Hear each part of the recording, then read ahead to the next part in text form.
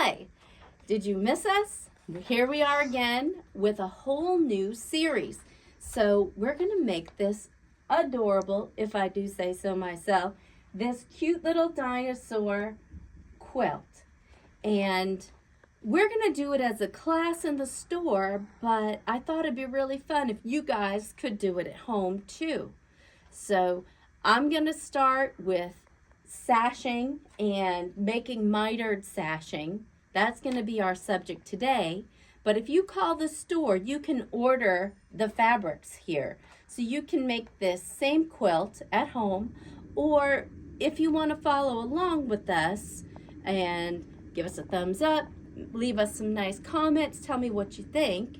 But if you want to do it with another project, all the principles that we're going to apply to this quilt, from sashing and edge-to-edge quilting and even digitizing your own quilt label, will apply to whatever you want to do at home. So come follow us, do this project with us, or at least follow along and hopefully you learn something. So today's subject, like I said, is going to be the sashing, so this inner and outer border, and how we get these beautiful mitered perfect corners. We'll see if Catherine can bring us in. So see that beautiful point? And it's lovely out to the edge. So how you figure out how much fabric you are going to use, you take the width of that border. So whether it's one piece or 5 pieces that you've sewn together, you're going to add that up. I even made you guys a visual. So width of border times 2, so this side and that side, right? Plus 2. And what that's going to do is it's going to give you enough overhang between the 2 pieces to get that beautiful miter. You're going to have a little bit of extra that's going to get trimmed away, but better to have a little extra trimmed away than to be a little short. I know about short.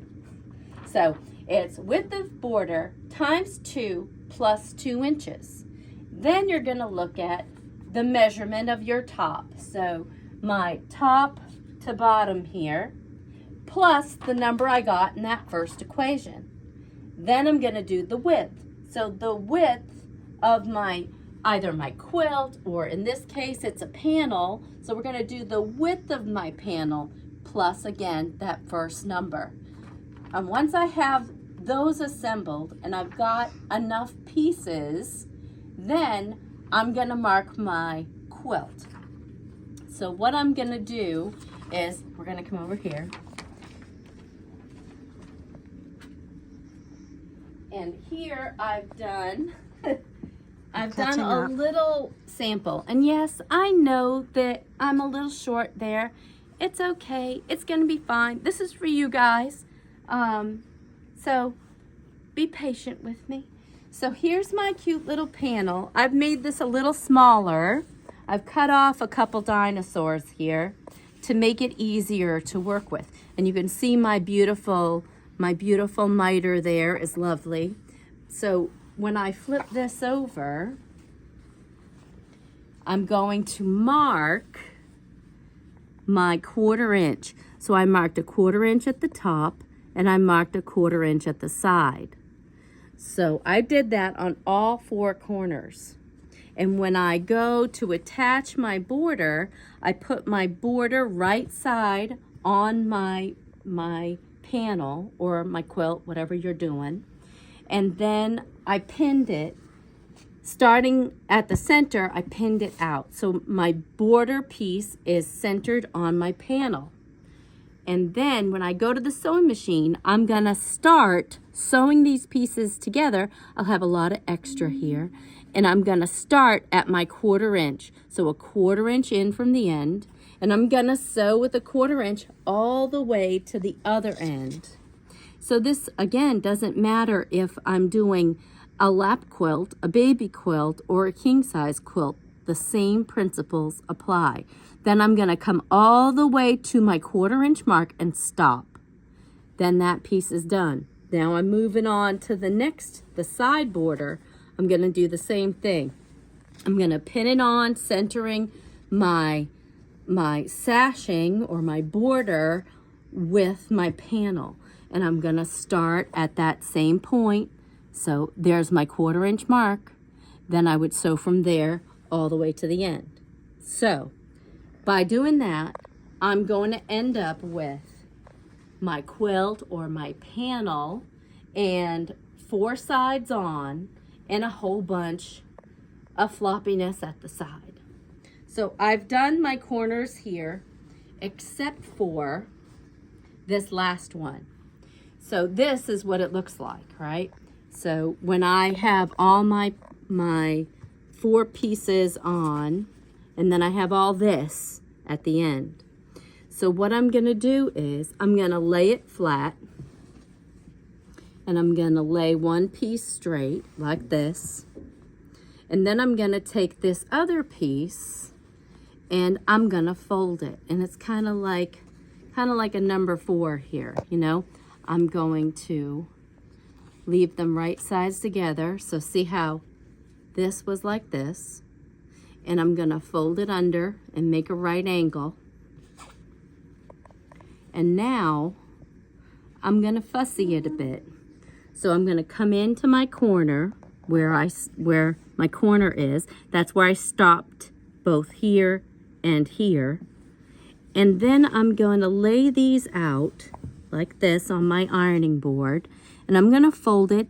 And I'm going to play with this little fold until my inner border comes perfectly together, you know, so I get a perfect right angle here. So if I have to tug a bit and fold a bit until that looks nice down this end and meets perfectly with the other piece. Now because we're just doing a sample, I cut this a bit short, but I would have more here. Now I'm going to, now that I've fussied it and I'm happy with how these are going to come together and meet, I'm going to take my lovely iron set to hot as blazes. Da, da, da, da. I'm so glad you guys are patient with me. I hope you're having a good time. I hope you like our videos. Let me know in the comments. So now what we're going to do is we're going to take this and I can hear my steam. I'm going to just press this nice and flat, a nice crisp corner here, just like this. And I'm going to use my clapper and I'm going to make that a nice crisp crease. Okay, so now see how it's beautiful and perfect? Now what I'm going to do is I'm going to take some pins.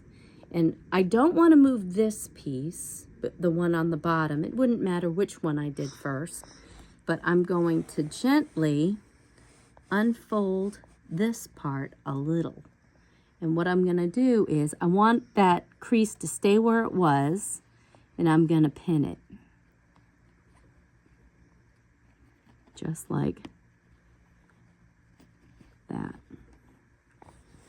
Let's make sure I'm still where I was. Yeah, everything's coming together all pretty. I'm going to pin that piece. And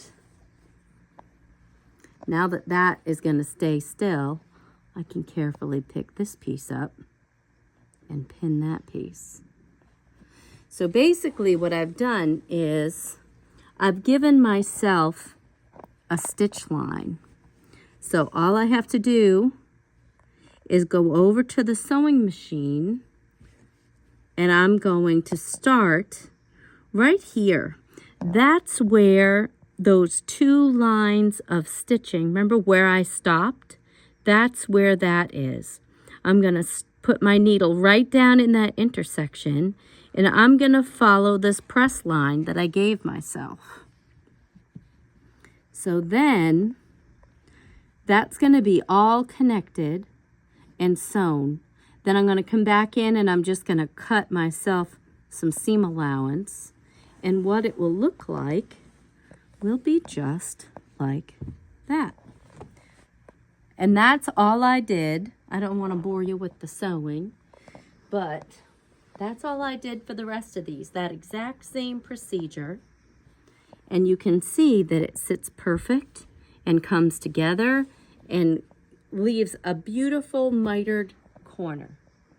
So I hope that you guys are going to come with me on my dinosaur journey. And if you'd like the quilt kit to follow along, our phone number in Portsmouth, New Hampshire is 603-431-9922. Here at Mary Stitches, we always love to hear from you guys. And I guess that's, oh, so don't forget to follow along, right? So this is the first video just with the sashing. We're going to make our quilt sandwich. We're going to digitize our little quilt label, and we're going to go through the process of doing that edge-to-edge quilting. I forgot to show you guys. Come show me, or let me show you. So this design is a juju design with our cute little dinosaurs. And I'm going to show you guys how you can line all this up. And it's beautiful. Oh, and look at my cute little quilt label, our dinosaur foot. Don't tell Owen he's getting it for Christmas. And I'm going to show you how to put corners on your edge to edge so that you can be lazy like me and just go left to right. No math, no templates, no start at the middle and work your way out. You guys can follow along. I'm going to take you there, and that's all I have to say about that. Keep stitching.